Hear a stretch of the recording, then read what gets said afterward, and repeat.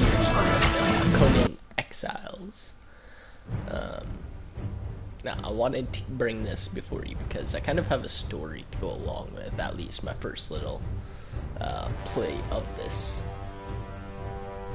Play offline. So, my little story is, I think I'm going to go barbaric. Oh, never mind. I thought that was like a class setup. Probably decadent, aka normal.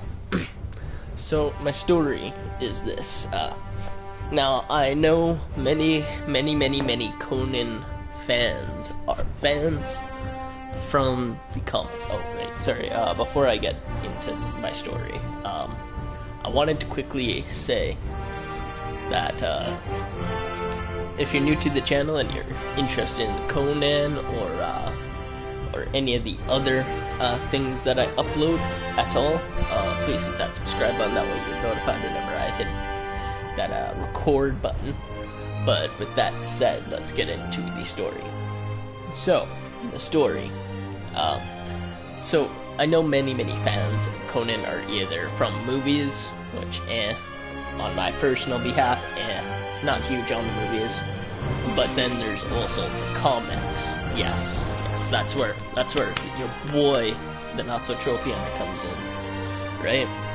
So, how this story takes place probably about, I want to say, 10 years ago at least, maybe closer to 12, might be 12 years that this story takes place, or a little after, maybe it is 10, I'm just gonna go with 10, so, 10 years ago, so this is 2 years after my very first nephew was born. My brother had lived with my family when he had my first nephew, so I got to see him be, not watch him be born obviously, but he was the first, like, baby that was around me and all that. And I'm a very family orientated kind of guy. Have been for fucking ever. Will be till the day I die. And, well, the thing about that is that it was nice seeing my nephew grow up a little bit in the same house that I kind of grew up in, And that was one of the most cherished memories of my life. And, well, my brother, he lived in the basement for a while. He lived in my sister's room for a while within the house. Initially in the basement, though. And, so I used to go down there and play, oh, I should probably start this. So I used to go down there and play Halo with him and stuff, and, well, obviously he had some of his stuff stored in the basement since he was living in the basement, right? And, well, he didn't take all of his stuff with him when he moved out, and he had a fair amount of comics, and, well, unfortunately, everybody knows you don't leave comics around kids. I am a testament to that, and I'm sorry guys, I did the unholy sin and I opened the comics that were never opened on my brother, and I'm obviously very sorry to him for doing that. I don't think there was anything all that valuable really anyway, but I did read my first Conan the Barbarian comics. I think it was like 2 or 3 of them. So that's why I'm doing this series, because I kind of want to feel some nostalgia from that, I mean, obviously, this game has nothing to do with my brother. He didn't get it for me. I'm pretty sure it was just free on PlayStation Plus. But for that reason, that's why I want to play this game. There's sentimental value. There's a love there for Conan because of snagging that.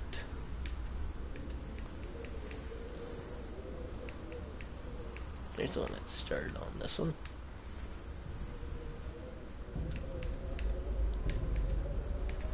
Yeah, I don't know, I think that one's fine. Religion.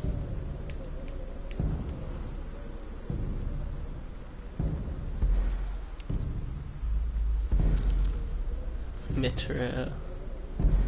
Set. Yog. Yimmer. Directo or Chrome. I think I want to go with Yog.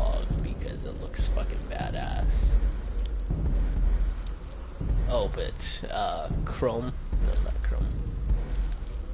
Set. Set is yin and yang in a way. It's balance. That I can't remember what they're called. Palladium. I can't remember, but it's a scale or whatever, an old-fashioned scale for weighing. And if you got things to be the same way, they would balance out, and it symbolizes having balance, you know? Yeah, I think probably Mitra. Balance. I really like the Mitra one, I think. Maybe I should read them. Specialization, healing and light, avatar, bronze statue. Mitra is the chief god of Hebrew, stern yet benevolent god who requires no living sacrifices. Mitra worshippers are expected to lead a furious life and follow the principle of truthfulness, honor, and trustworthiness, while abstaining from sorcery and mind-altering substances. Players who choose Mitra wish to represent the truth and the virtue of the world, while crushing those who dare to worship other gods. Mitra worshippers summon a giant statue as their avatar. Interesting. Maybe not, though, because that sounds kind of boring. It sounds like a healer specialization, healing light, yeah. Set is poisons, antidotes, and avatar is a giant spider. So what, I'm Baltimore, I'm gonna summon a basilisk. Set, the old serpent, is the god of the Stygian. Set worship originated. I can't fucking talk, getting tongue-tied or some shit. Fucking tongue-tie. I hate those. Originated with the serpent people who were driven from the world by King Kull of Balias. But he rose once again among the ancient races of the South. Players who wish to partake in the ritual sacrifice of hearts to learn the secrets of snakes and summon a giant serpent as their avatar should choose Set. Set is the arch enemy of Mitra. Okay, so this one's arch enemy. Interesting. Specialization is flesh preparation, cannibalism, jeez. Avatar is tentacled horror. Yog, known as the Lord of Empty Abodes, is a beastly god worshipped primarily by the cannibal tribes of Darfar. Yog offers strength in battle and victory over foes. In return, the devotees of Yog are expected to engage in ritual cannibalism. Yog worshippers can expect to gain strength and vitality by consuming the flesh of human foes, and his avatar takes the form of blasphemous flying horror.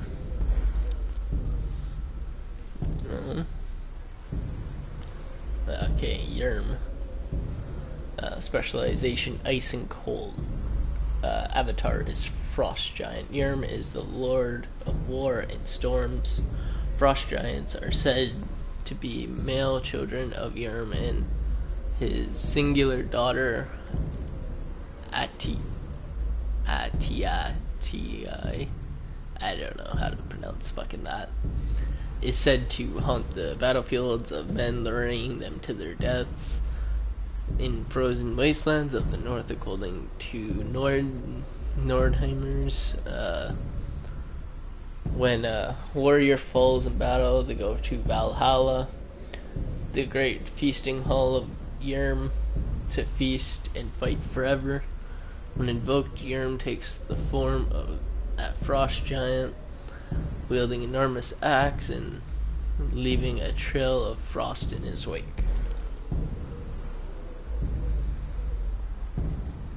Specialization for Directo. Fertility and death. Avatar two-faced goddess. Jeez.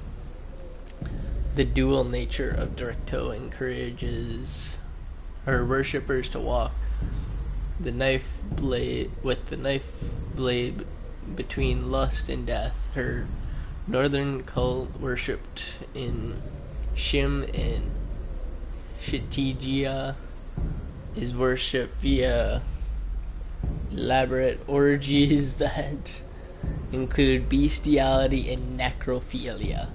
Her southern cult worship in the Black Kingdoms is focused primarily on sacrifice and death. Those who call upon her avatar see that her dual nature is built into her very form. Crumb. Specialization none, avatar none. That sounds pretty fucking useless. Crumb gives a man courage at his birth and the wit and might to kill his enemies. It is useless to call upon him because he is a gloomy and savage god who hates weaklings. He is more likely to send forth dooms and death from his great mountain. He offers no advantage or avatar to call upon. I like this one, and I like that one and that one. Mostly that one. So it's down to either Set or Directo.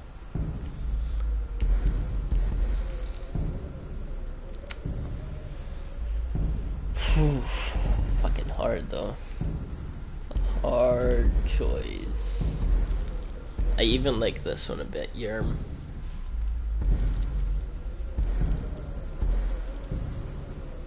You know what, fuck it, let's go with this one. The sex and death one. Death is coming. Death is coming. Death is coming. Cut me down, please. The gods are watching. Death is coming. The gods are watching. Death is coming. Cut me down, please. The gods are watching. Cut me down, please. The gods are watching. Cut me down, please. Death is coming. Cut me down, please. I like the desperate one out there.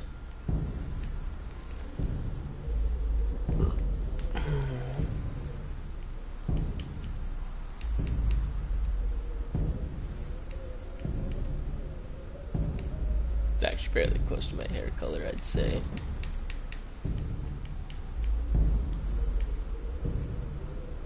Eyes shit brown like my own.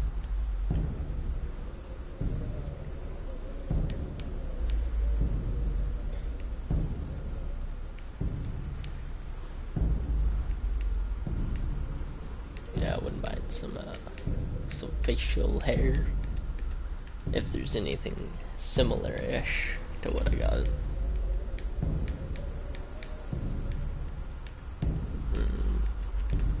I guess that's probably the most like it.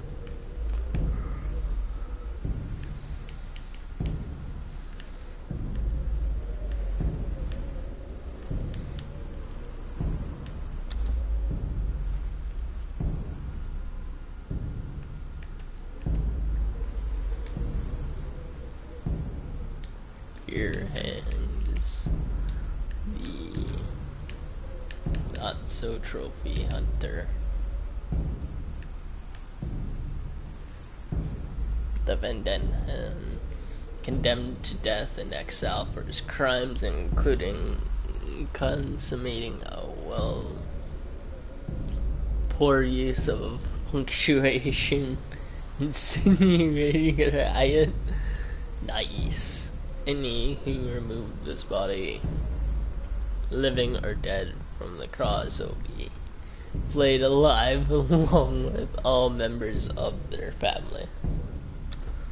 Nice.